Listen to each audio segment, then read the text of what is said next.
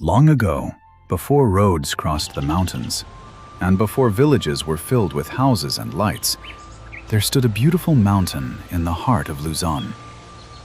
Its slopes were covered with enormous trees. Crystal clear streams flowed between mossy rocks. Wildflowers painted the forest floor with brilliant colors.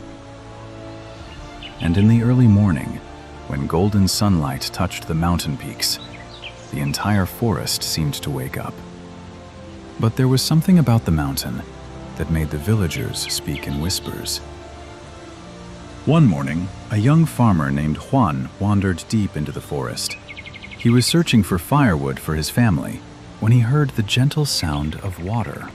Juan followed the stream, and there, beside the water, stood a young woman.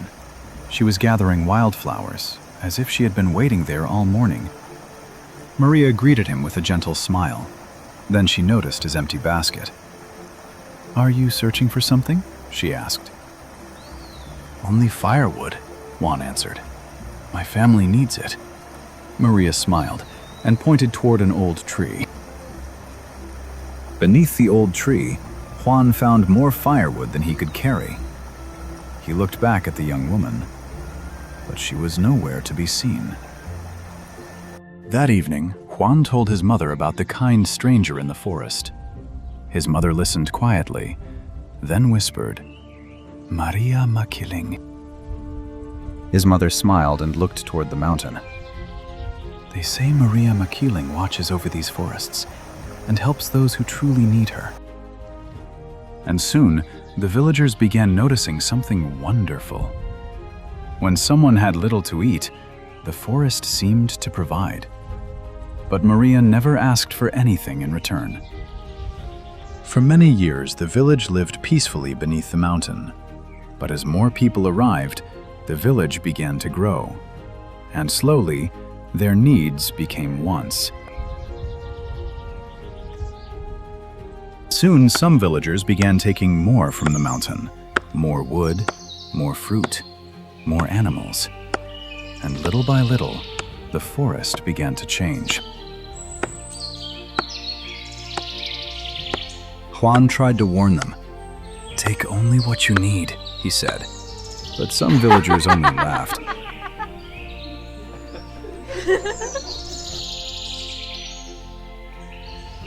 But one man wanted more than the others. His name was Don Pedro. He dreamed of owning everything the mountain could give. Don Pedro sent men deeper into the forest. Trees were cut, animals were hunted, and the mountain was stripped of its gifts. Still, they wanted more. But something was changing. The forest grew strangely quiet, and the animals began to disappear. Deep within the mountain, Maria Makiling watched, and she knew. That night, Maria appeared before Juan once more. "Tell them to stop," she whispered. "The mountain gives freely, but it must also be protected." The next morning, Juan warned the villagers, but Don Pedro refused to listen.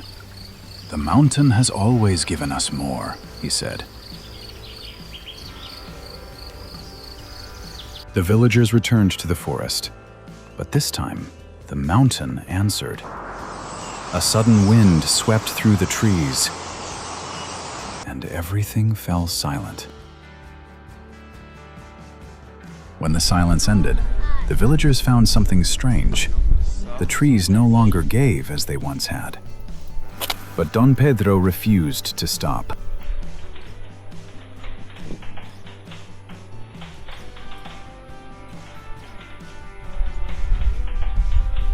So they went deeper than ever before.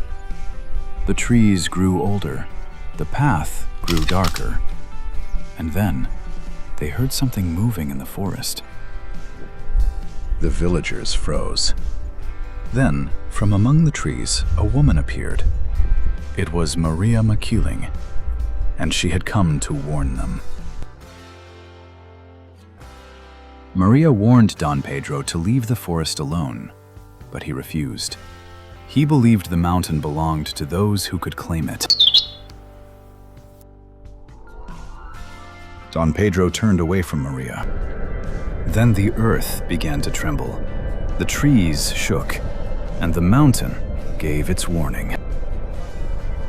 The villagers were frightened, but Don Pedro called the tremor nothing more than a warning from nature, and he ordered them to keep going. But the deeper they went, the stranger the forest became. The path they knew was gone, and suddenly they could no longer find their way home. They walked for hours, but every path led them back. Fear spread among the men. Then Juan remembered Maria's warning. Juan finally understood.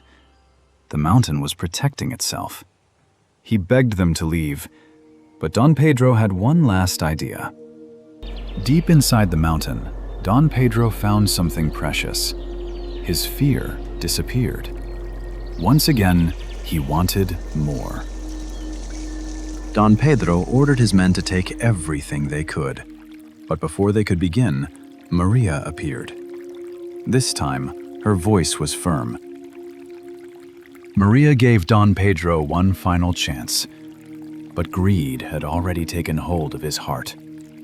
He ordered his men to continue. The mountain began to awaken. The trees roared in the wind, and the ground shook beneath them. For the first time, Don Pedro was afraid. The villagers ran for their lives.